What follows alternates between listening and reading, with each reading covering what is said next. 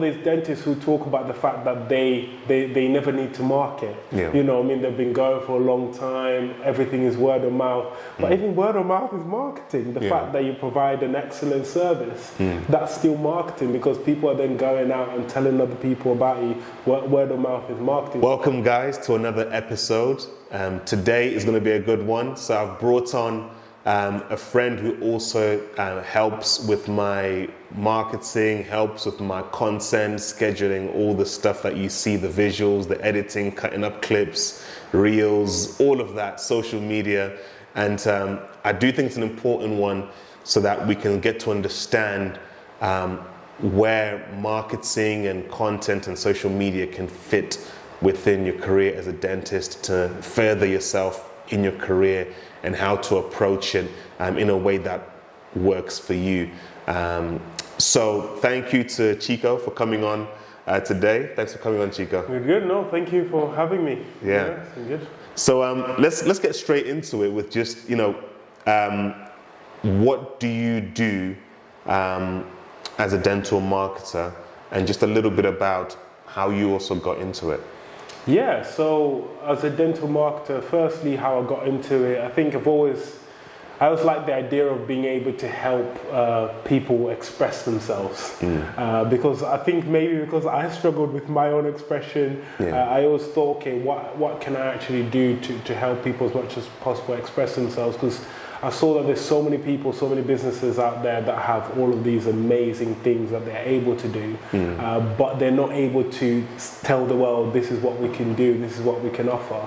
I think that's what made me want to go into dental. Dental was a bit accidental, to be fair, because I remember when we initially did one or two things, we were just saying, okay, let's try this out, let's try that out, and it worked quite well, and the principal and everyone else saying, okay, let's do a bit more. And more at that time I was in a space where I was thinking, do you know what, if I really give myself to a specific industry, I can learn that industry, I can be able to offer better help, because I'm delving deeper and specializing particular industry. And then I just decided, let's go for it. And so far I've met some amazing people, learned some amazing things about dentistry, so that's how dental happened. And when it comes to what we do really for dental, in terms of dental marketing, it's really just helping dentists, dental practices really understand the problem that they solve for their patients, really identify who is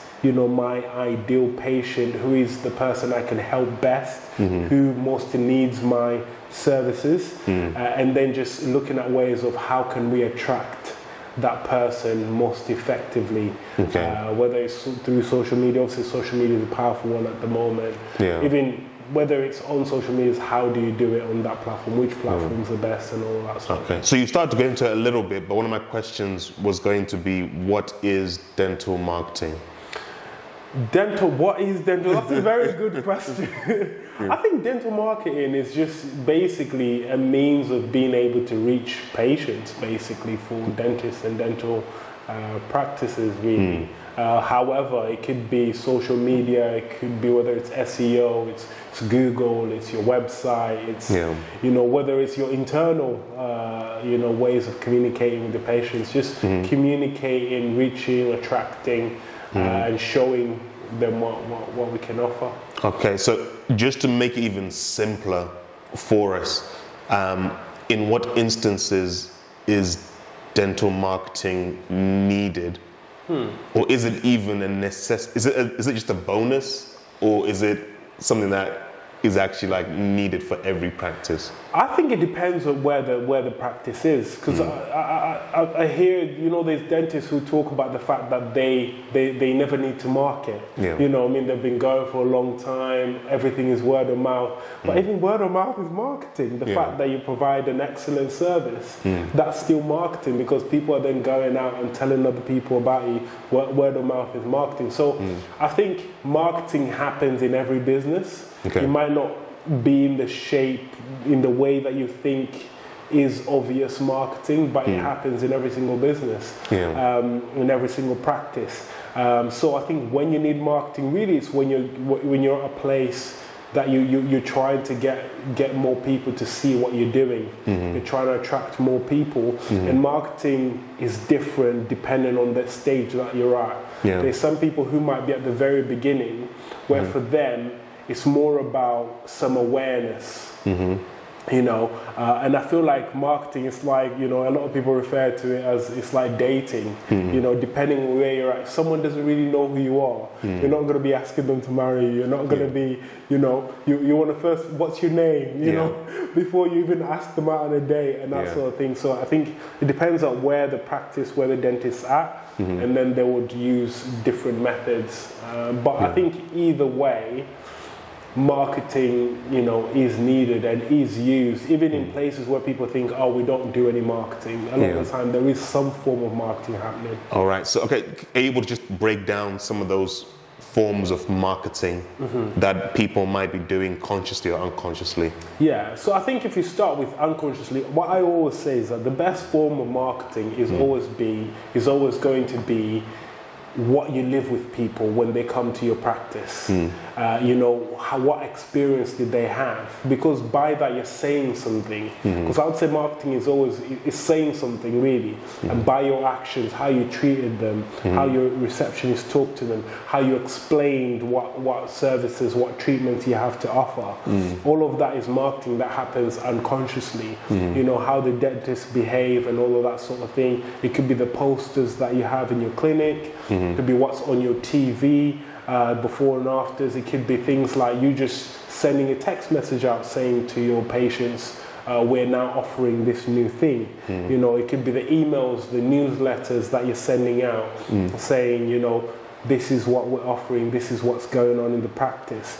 So basically, in any communication that you have with your patients, is a form of marketing in there. Including you explaining these are your options. You're communicating, this is what we can offer in that same way. Again, your social media could be just your regular posts. These are your before and afters. In dental, before and afters is the go-to marketing.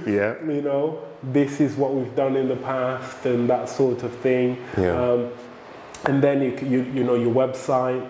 How you've created your website, your SEO, it could be that sort of thing. You could then go into your paid marketing, which is your paid social medias and that sort of thing. So, it's just, I think, there's a whole load of different methods that you use to marketing. But what I always say to people, there's all sorts that you could do, flyers and, also letters, all sorts of things that you could do, but those are all the methods. I think everyone obviously has to start from what are the principles of marketing before that we then apply the methods on top of that.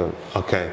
So, it sounds like a simple question, but I guess what are you trying to achieve in all of this? Because there's so many options, so many avenues. What's being achieved with all of this? I think in all of it, really, you're trying to let people know how you can help them. You're trying to let people know how you can help them, and then they then come into your clinic. You're able to help them with what they need, and they're able to help you with what you need, whether it's through a financial benefit. And for some people, just also we forget about just that feeling of fulfillment when someone comes to you and you're actually able to relieve them from pain. You're able to help them build some confidence and all of that sort of thing. So I think there's many different rewards that we're trying to get to by implementing the various different things that we're implementing. I think it can be a powerful thing when done the right way. I mean, you can have the situation where you are an established practice and you use marketing differently to how a practice that's just opened up with no patients might approach marketing. You might be doing it differently as a single associate marketing in terms to how a general practice as a whole might market. So it's really trying to work through the minefield of the options and the best thing for you at that set time. Okay, let's look at the 3 ways of marketing. Because I guess one of the things when people think marketing, they think I've got to spend money. I've got to pay something. Yeah. Tell us about free ways of marketing. Free. So I think it's always looking at, okay, what do we have at our disposal? What do we have? A lot of practices, established practices, will have a patient list, a list of people that they have that already know them and that they already have contact with. So one of the first things that you always advise people is, for one, try and encourage your dentists, your nurses, your managers, everyone to start talking to people about the options that are available to them. That's one of the easiest ways to do it. So when someone comes in, if someone asks a question, don't just give them simple flippant answer. Explain, oh, okay. Or if you don't have the time, say, oh, do you have some time to come back and we can discuss this a bit more further? And then you're presenting. So that you're doing for completely free. Things that you can look at is, okay, you've got a list of people. Firstly, obviously, making sure you have permission to contact them. Are you able to send a text message out to them? Probably have to pay for the text message depending on what software you're using, but it might not be as much as you think it would be. You can send a text message out to all your practice patients. You can send an email out to all your practice patients, just letting them know what you're doing. It's not to say, oh, come and buy this, or come and get Invisalign. It's, oh, we have an Invisalign open day. We're inviting you to it. You're welcome to come to that, or whatever else. Or we're now offering, a discount or something on this and that treatment. So those are easy things that you can start to do. Again, organic. Obviously, people talk about organic is dead. I would say it's not completely dead in the sense that if you actually do post relevant content that people want to see, social media is free. Obviously, there's time that it takes to put into it, but that's still a free method. If you post consistently and you build a system of posting, that makes it easier for you to do. Again, that is something that you could do, completely free. So I think those are some of the main ways, and how you deliver those things that I've just talked about can be different for different practices. I was thinking one of the first things that we ever did was the text message, just telling people that I offered Invisalign, and it was a surprise how many people responded to that. You'd think that all the patients of the practice know that all these things are offered, but people really didn't know that Invisalign was being offered at the practice, and that was a big step in actually being able to now provide a treatment that I wanted to provide for my patients, and doing that in a big way.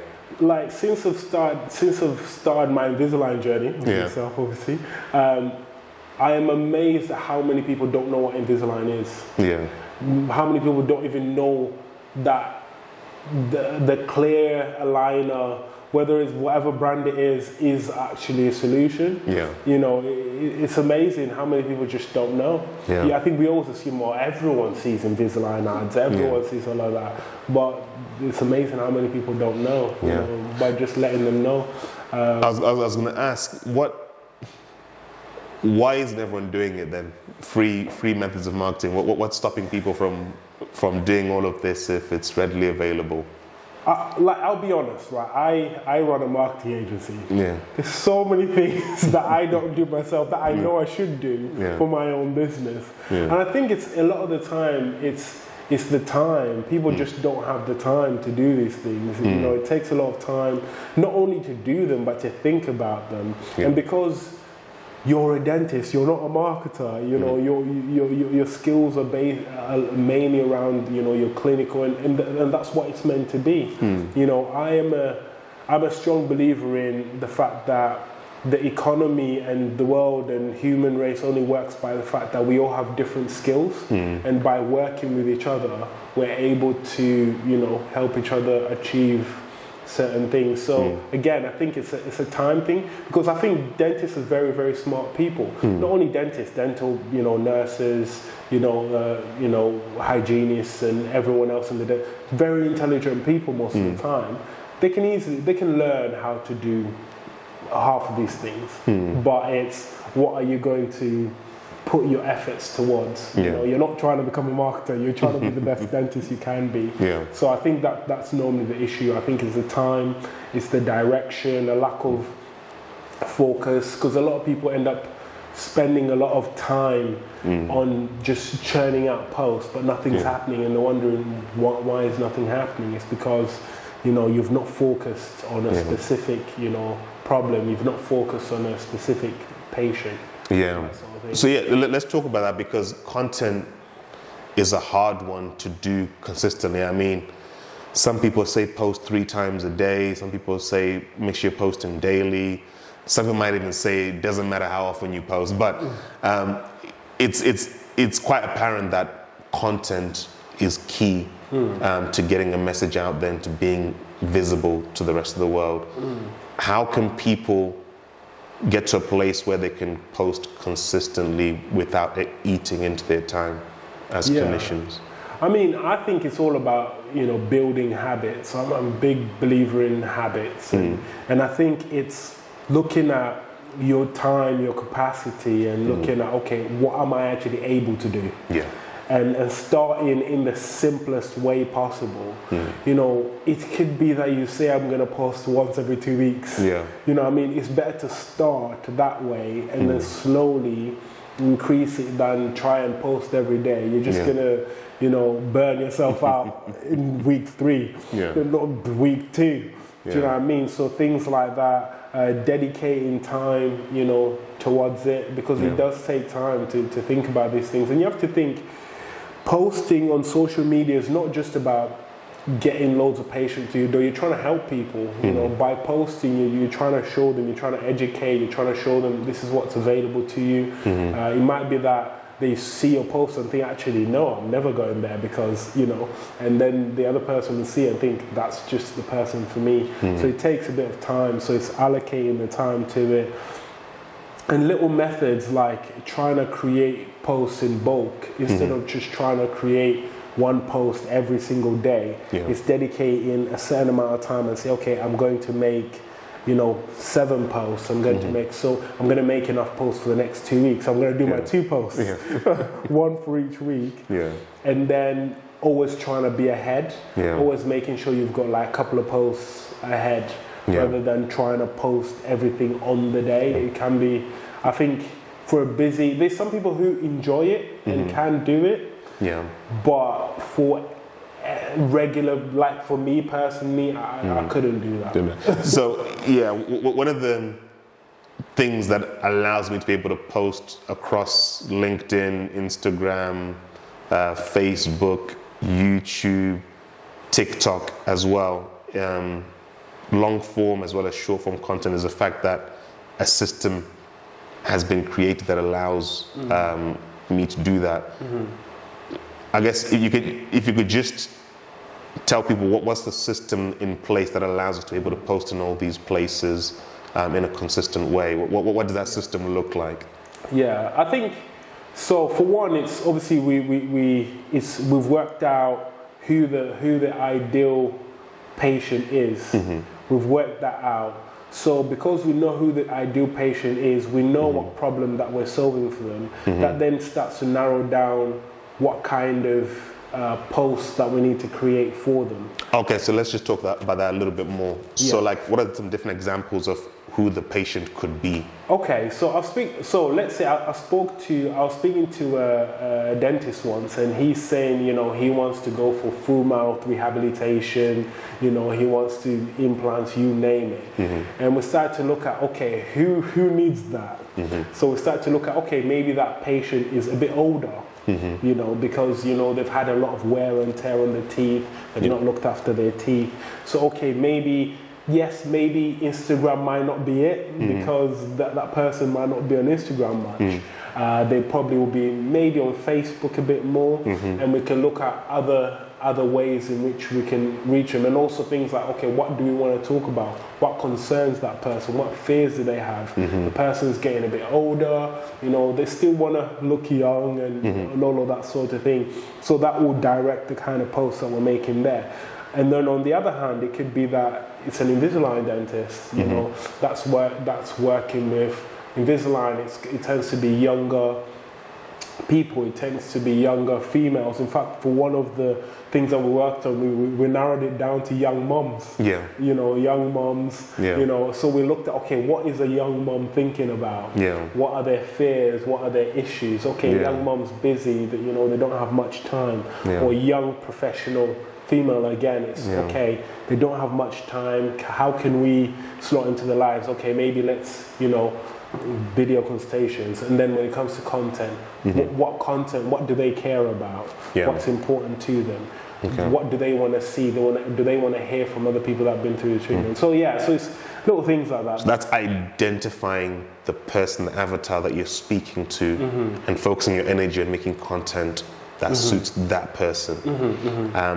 Are you not going to lose out on everybody else that might be interested in? Let's say for me, if I want to be able to provide more Invisalign treatment by focusing on the mums, am I not missing out the single ladies, the single guys, the older guys, the older ladies? Am I not missing out on all of that other potential by me zoning in on just...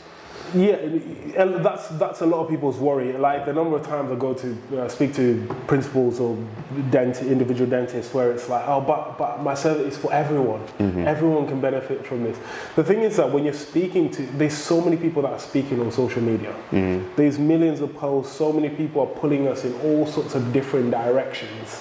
You know, whether it's, you know, so Invisalign is not the, you know, Invisalign or dental services are not the only thing that people are going for. So if we're trying to be all things to everyone, we end up not reaching anyone. Okay. Because our message doesn't resonate with anyone.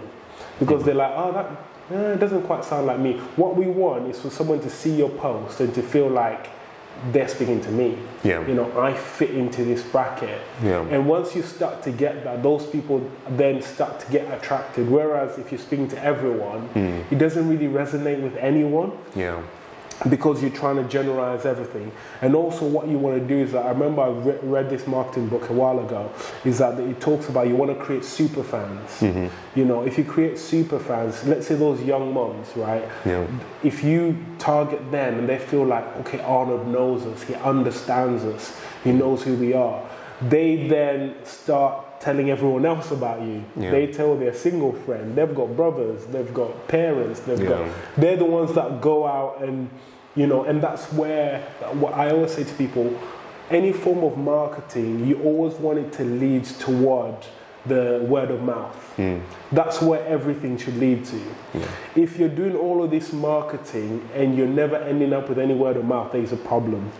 You know, you need to really look at that. So I always say to people, create your super fans, people that are like, we love him, Yeah. he speaks to us. Yeah. Then they become your sales force and they go out and tell everyone about you. Okay, so we've identified who we're talking to, then what happens from there? Yes, I think so. Once you've identified who you're talking to, it then becomes, okay, where are they?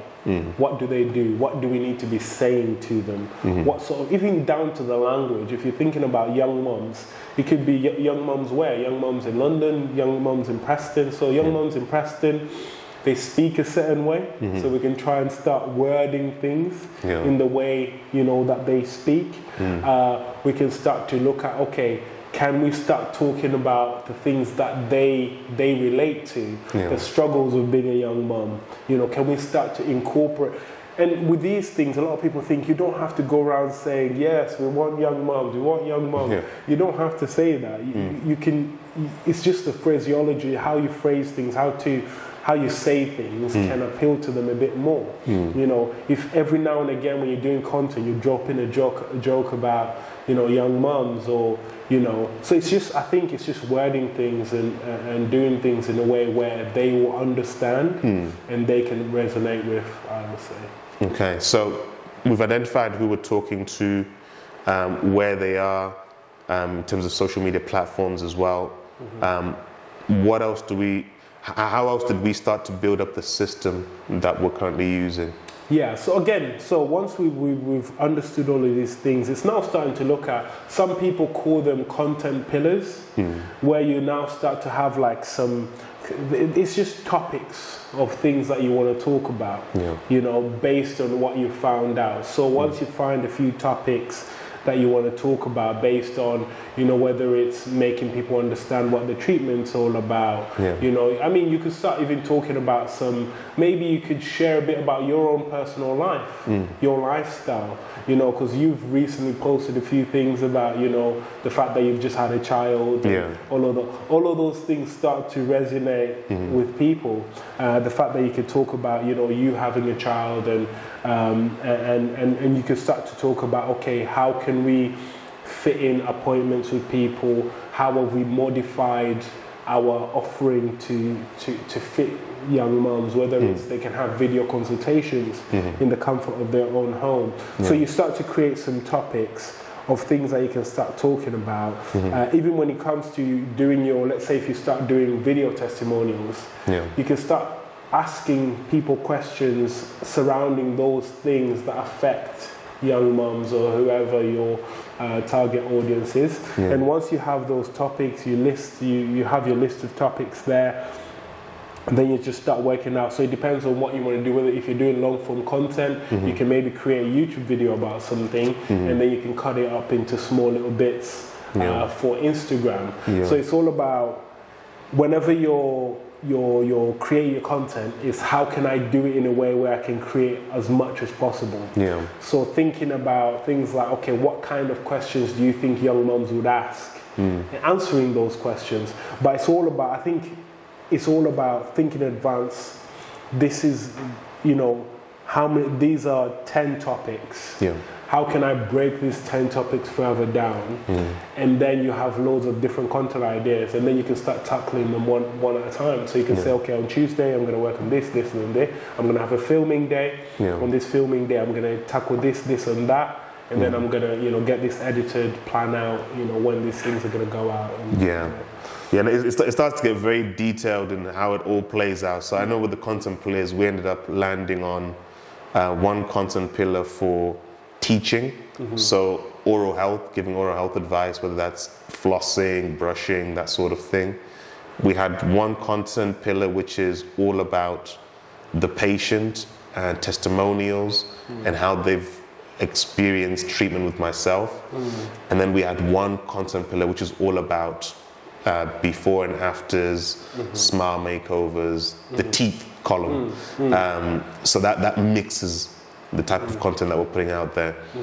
All right, so you've talked about getting all this content, but then you just don't put out the content raw.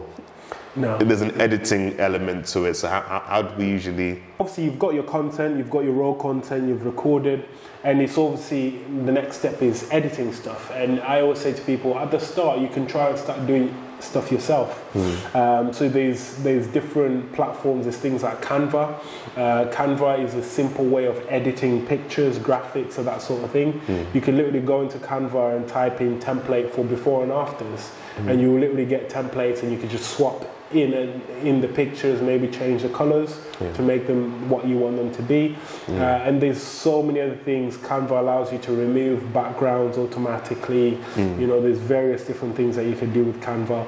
You have things like InVideo, which is also, again, another thing that we've used before, where it's a simpler version. Instead of using your Photoshops or your Premiere Pro and stuff like that, it's a simple video editing software. It allows you to go in. Again, there's so many different templates. You can just put your video in, you know, pick some music that you want to add to it, maybe change a few things here and there. I think it's got some new AI tools in there as well, where you can change, you know, text into video and stuff like that. So that really helps.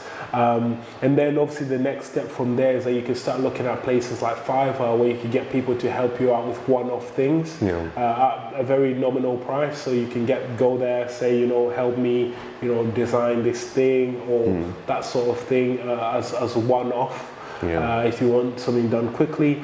And then outside of that, like I said, you could also work with people like myself, marketer, who you can have a bit more of a closer relationship, and you can help build things from the start and keep on going. But I would say it depends on the position where you are. If you have the time, you're able to do stuff, by all means, you know, it's always good to get your feet wet. And I always say to people sometimes, like, you started out doing stuff by yourself. Yeah. Sometimes it's always good to try things out a bit, even though you know you're going to hand it off, but maybe try it out, just so that you have a bit of an understanding how things work first, and then, get someone else to help you out. That's what I'd always say. And also start simple, don't try and create, cinematic movies on day one, because you're never going to get the content out. Start simple, do simple edits and build it up. So, okay, let's think about what the perfect marketing strategy would be. So let's say it was a dental associate that wanted to do more Invisalign. What would be the perfect marketing strategy? The perfect marketing strategy. I would say, okay, so we've talked already about things like identifying your ideal patient, understanding the problem, so making sure that they've done all of that, start to build a bit of a strategy, and then looking at your patient journey. I think it's a good idea to look at, okay, so I am an associate, what contact points do I have with my patients? How can I enhance those contact points? So I think the perfect marketing strategy will be different based on where the person's at, whether they're a dental practice, whether they are, an individual dentist. So you mentioned an individual dentist that wants to start doing things by themselves. So just want to do more Invisalign. They want to do more Invisalign. So I would firstly start in the practice. I always say start in the practice. What can you be doing in the practice? Who are those patients who you've been seeing year after year, and you thought, if I could only get my hands on those teeth, and start with them and say, okay, start talking to them. Can I help you with this and the other? Make sure you're taking your before and after pictures, of the people that you've treated. Make sure you're getting testimonials, make video testimonials, make sure you're getting reviews, because this already starts to create the content that you can start to put out. People start to see, okay, this person is doing work, and people are happy with their results. So I'll say start from there, and all of those things are free because you've already seen patients. They're already in the practice. Those videos, those written testimonials, you can then start to put them out slowly. And then I would say, look at various, like I said, you're looking at your patient journey. So people on Instagram, can you educate them in any way, shape, form? So talk about what is Invisalign, who needs Invisalign? Start to answer those questions for people. And also after that, you then start to look at, okay, once people now start to ask me questions, what is the process? So someone comes and says, I like what you said there. So what is the process? Okay, try and make sure you have a little thing where you can say, let's have a video chat. I always say for an individual dentist, you've got time in evenings or weekends or whatever, whenever you've got time or you've got a day off, you can start to do video consultations. Again, put them out for free, and then do your video consultations, and then try and get them slowly into the practice once you've done the video consultations. And then after that, give them the best possible service. Once you give them the best possible service, let them know that, if they've got friends, if they've got family that they would want to speak to, get them to talk to those people. And then again, once they're finished, ask them for video testimonial and all of those different things. But I'd say, and what I've talked about there, we've not even gone into the paid ads, and, all these various different things that you could start doing. So I would say for me, those are the basic things in terms of, I think, understanding the people, starting to offer things that actually genuinely are helpful to your patients, whether it's information and that sort of thing, and then just mapping out your your patient flow. Yes. From the time they start asking questions to the time they come out the other side to the time they start telling other people about you. Okay. I think in that you can find your perfect, you know. So what would be the need for any paid marketing? Or what would paid marketing do? I think paid marketing just boosts what you've already got. What I'm now starting to do to people, when I first started, people would come to me and say, oh, I want to do paid marketing. I said, oh yeah, let's do paid marketing. And then sometimes we wouldn't get great results, and I started to rack my brain thinking, what went wrong? And a lot of the time it's because people haven't really done the little things in the start. I personally think paid marketing boosts what you're already doing. Okay, so you've got your Instagram, you've got your Facebook, you've got your Google, you've got your whatever. There's already a few people starting to get interested in what you're doing. Yes. And what you're now doing is saying, okay, I've got something here. I now want more people to come and see this something that I've already got. I think that's what paid marketing does. Okay. I know for like a few things I've done, because I remember when we started working together, you'd already started doing some cases. You'd already sent out the text message. You already had a few people coming. You already had a few people talking. So when we started doing the paid advertising, it started to boost that now, and you know, make it bigger, such that, you know, even after that, you were still getting people still coming. Yeah, I remember when we did the internal marketing, that took us from being a starting provider to being a certified provider to become a premier provider to then becoming an elite provider.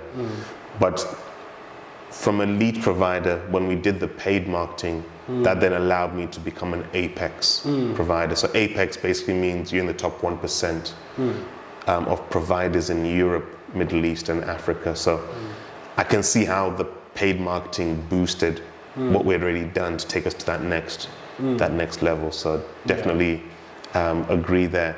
Okay, so how would the approach be different for a practice as a whole? So a principal as opposed to an associate, what would be the perfect strategy there? I think for practice, I think it's even better because it's even better, but then sometimes that's where it all falls down because there's more people involved. Because there's more people involved, there's so much more you can do.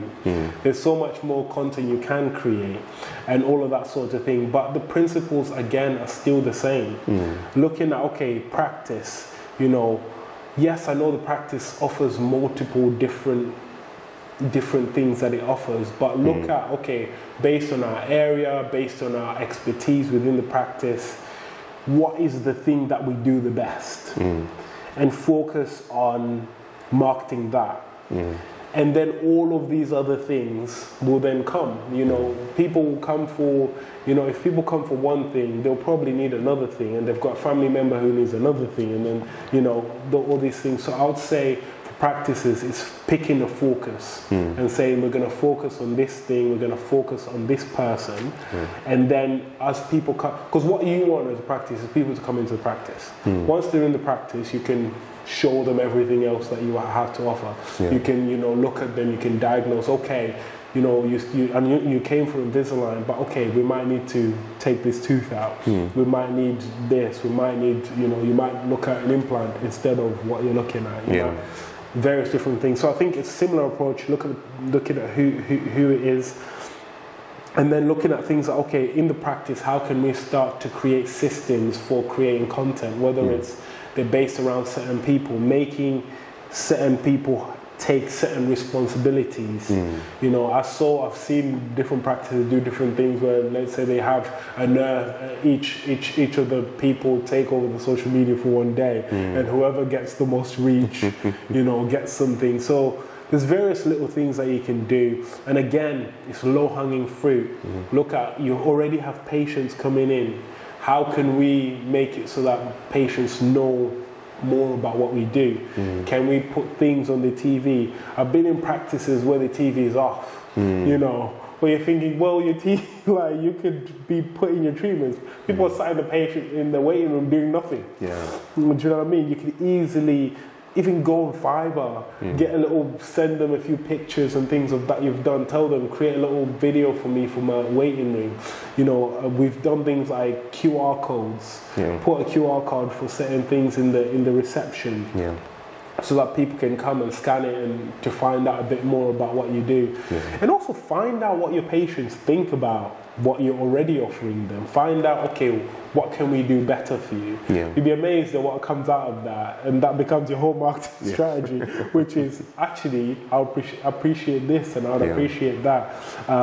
So again, obviously different practices are in different positions. There's practices that are just starting out, practices that have been going a while. I would say if it's a big practice that already has patients, I would say focus everything on the patients that you already have first, and then start going out to the paid marketing and all of that sort of thing. So again, so start there, start with who you already have, start talking to them, you know, start send a newsletter out. We did a smile guide. You know, you can send that to your existing patients before you send that to anyone else, because they're already there. Do an open day where you firstly invite your patients. And one thing that I always say with practices that I find very interesting is when practices offer a discount to everyone before offering it to their own patients. So they put a discount out, oh, we're doing a discount for this, you know, put it out on Instagram. I would say, why not make it exclusive to your patients first? Say to patients, because you're our patient, we're going to offer you a discount, you know, and then make everyone else pay who you don't already know, because that's an easy way to get the people you already have. Do competitions, again, for your patients. You can start doing really cool little things that I've seen people do, like a little flossing thing where someone comes and maybe you have little certificates where they commit to, I'm going to floss every day. Those things keep people interested in what's going on and that sort of thing. So again, I'm just throwing a whole lot of things. That's not a full-fledged strategy, but it completely depends on where the practice is at. So that's why I normally say, let's sit down. What do you have? Let's work with what you have to create something. So, what take-home points would you have if there was just 2 or 3 things for somebody to take home about marketing? What take-home points would you give? I would say number 1, I would say take a step back. You know, stop. You know, before you do another post, before you keep doing what you're doing, take a step back and start to really think about. I always think, why am I doing this? For one, you know, what am I trying to achieve out of doing this? You know, who am I trying to reach? What problem am I really solving? What resources do I have, and how can I do this more consistently? I would say that's a big one. And I think another thing that really stops people from doing anything marketing wise is they're too worried about, you know, what everyone's going to think, or whether it's going to come out perfect. And you know, I've seen people who have done, like, you know, loads of posts and deleted their whole Instagram and started all over again. So it's just looking at, you know, starting to think about, you know, I'm genuinely helping, so changing our mindset around why we're doing this marketing thing, why we're doing our marketing efforts. We're genuinely helping people. It's taking a step back, changing our mindsets about what we're doing and doing something. Just do something. Do you know what I mean? It doesn't matter whether it's not perfect, whatever it is. Just do something. Start from somewhere. Because we always laugh about where you first started with all your videos and stuff like that. It's your favorite dentist. Do you know what I mean? You know, it's never gonna start perfect. It just isn't. You know, you have to start from somewhere. And one thing that I've noticed is that everyone that's doing really well, they start from somewhere. I think we always feel like, oh, but everyone's here. And if I put my content out that's here, everyone's going to look away at me. But they never got there on day one. You know, or they have loads of money and they're paying someone to do it for them. You know what I mean? Just start there and eventually you will get there. But if you don't start, you will never get anywhere.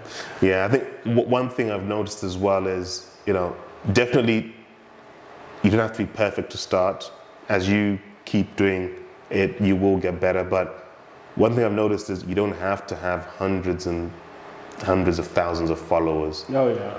I think some people get the idea that you need to have millions of followers and millions of likes and shares before it starts impacting your actual clinical practice. But what I've noticed is I haven't got hundreds of thousands, I haven't even got 10,000, but it's impacting the dentistry that I'm getting to carry out to my patients in the clinic. Absolutely. And most dental practices are in a local area.